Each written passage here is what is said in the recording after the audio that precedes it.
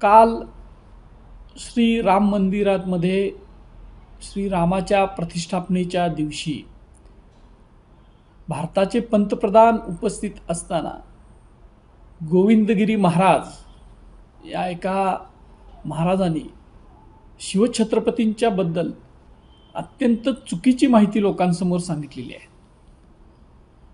त्यांनी असं सांगितलं की शिवाजी महाराज ज्या वेळेला श्रीशैलला गेले त्यावेळेला त्यांनी 3 दिवस उपवास केला आणि त्यांना वैराग्य प्राप्त झालं आणि स्वतःचं राज्य सोडून द्यावं अशा भावना तयार झाल्या, अशा अर्थाचं त्यांनी वक्तव्य केलं। खरं तर ही इतिहासाच्या कमी माहिती असणाऱ्या लोकांनी शिवाजी महाराजांच्या बद्दल ज्या चुकीच्या गोष्टी समाज मनात बिंबवून ठेवलेल्या आहेत त्याच्यामध्ये ही एक गोष्ट आहे की ज्या वेळेला शिवाजी महाराज श्रीशैलला गेले त्यावेळेला शिवाजी महाराजांना वैराग्याची भावना झाली आणि त्यांनी संन्यास घ्यायचं ठरवलं, अशी गोष्ट सभासदानं लिहून ठेवलेल्या एका बकरीमध्ये आहे। पण त्या बकरीमध्ये सुद्धा शीरकमल वाहायचं स्वतःचं असं शिवाजी महाराजांना वाटलं, असं लिहून ठेवलं। खरं तर बखर हे काही इतिहासाचं अस्सल साधन नाही।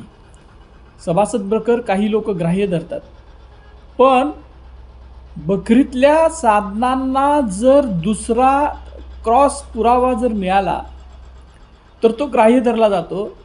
आणि शिवाजी महाराजांच्या या वैराग्याबद्दल संन्यासाबद्दल जर आपण बोलायचंच झालं तर शिवाजी महाराजांच्या आयुष्यातलं शेवटचं पत्र उपलब्ध आहे, ते अनेक ठिकाणी प्रकाशित आहे आणि ते पत्र दिलंय व्यंकोजी राजे शिवाजी महाराजांचे जे बंधू होते त्यांना शिवाजी महाराजांनी पत्र दिलं। त्या पत्रामध्ये शिवाजी महाराज काय म्हणतात हे आपण पाहणं मुळापासून गरजेचं आहे। व्यंकोजी राजांचा पराभव शिवाजी महाराजांनी केला आणि त्यानंतर व्यंकोजी राजांनी वैराग्य धारण केलं अशी माहिती ज्यावेळेला शिवाजी महाराजांना समजली त्यावेळेला महाराजांनी व्यंकोजी राजांना पत्र लिहिलं आहे। त्या पत्रातले काही वाक्य जे आहेत ती मी तुम्हाला वाचून दाखवतो।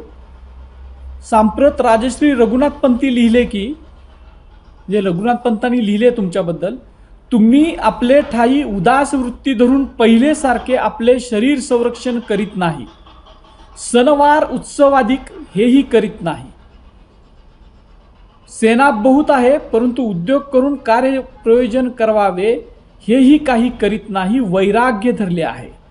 एखादे तीर्थीचे जागी बसून कालक्रमणा करू अशा गोष्टी सांगिता म्हणून विस्तारे लिहिले होते, तरी या गोष्टी आम्हास बहुत अपूर्व वाटल्या की कैलासवासी स्वामींनी कसे कसे प्रसंग पडले ते निर्वाह करून यवनांच्या सेवा करून आपल्या पुरुषार्थ बाजी सावरून उत्कर्ष करून घेतला, शेवटी बरा निर्वाह केला, ते सर्व तुम्ही जाणता। त्या उपरी आम्ही म्हणजे शिवाजी महाराजांनी जे जे प्रसंग पडले ते निर्वाह करून कोणे तऱ्हेने राज्य मिळवले हे जाणता व देखत आहात।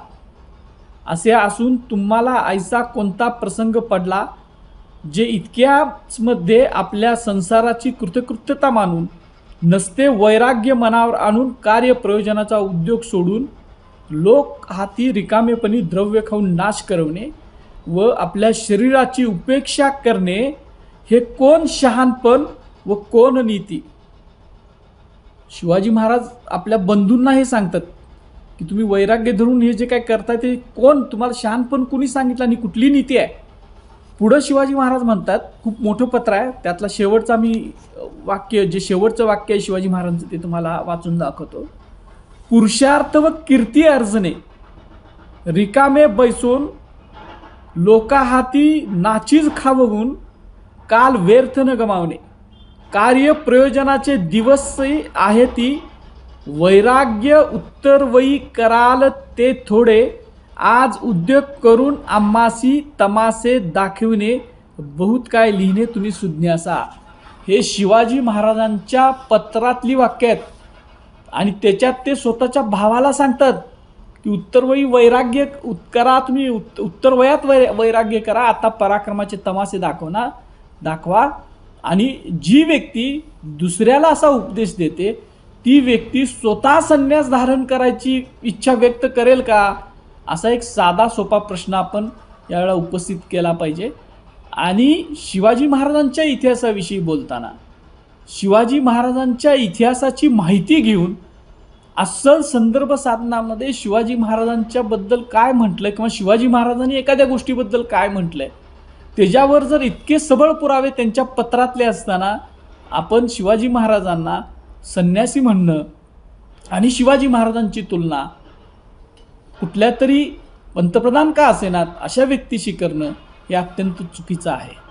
दुसरी महत्त्वाची गोष्ट या गोविंदगिरी महाराजांनी चुकीची सांगितली ती म्हणजे शिवाजी महाराजांचे गुरु रामदास स्वामी होते. खरं तर रामदास स्वामींचे गुरु शिवाजी महाराज होते असं म्हटलं तर वावगं ठरणार नाही, कारण रामदास स्वामींनी शिवाजी महाराजांची स्तुती केलेली आहे. शिवाजी महाराजांनी रामदास स्वामींची स्तुती केलेली नाही. शिष्य गुरुची स्तुती करतो, गुरु शिष्याची अशी एवढी मोठी स्तुती करत नाही. आणि महाराष्ट्रातल्या तमाम इतिहासकारांनी 1900च्या कालावधीमध्ये 1900च्या दशकापासून ते आजपर्यंत म्हणजे गेली 150 वर्ष होत आली, 125 वर्ष होत आली, रामदास स्वामी हे शिवाजी महाराजांचे गुरु नाहीत हे वारंवार सांगितलेलं आहे. नुसतं सांगितलेलं नाही तर रामदास स्वामींचं कर्तृत्व हे शिवाजी महाराजांच्या शिवाय सांगता येत नाही, म्हणून शिवाजी महाराजांच्या डोक्यावर रामदास स्वामी बसवले जातात. शिवाजी महाराजांचे मार्गदर्शक रामदास स्वामी सांगितले जातात. असं न.रा. फाटक असतील, आप्पासाहेब पवार असतील, राजश्री शाहू महाराज असतील, गुरुवर्य केळुस्कर असतील, किती नावं तुम्हाला सांगायचे की जे महान संशोधक होऊन गेले मराठ्यांच्या इतिहासाचे, शिवछत्रपतींचे. यांनी हा विषय कधीच निकालात काढला आहे. आणि असा निकालात काढलेला विषय असताना वारंवार एका प्रतिष्ठित व्यासपीठावरून पुन्हा पुन्हा शिवाजी महाराजांच्याबद्दलची चुकीची माहिती सांगायची, ह्याच्याबद्दल त्यांच्या मनातल्या भावना तपासल्या पाहिजेत की ते शुद्ध आहेत का शिवाजी महाराजांचा नुसता वापर करून घ्यायचा आहे, हे आपण बघितलं पाहिजे.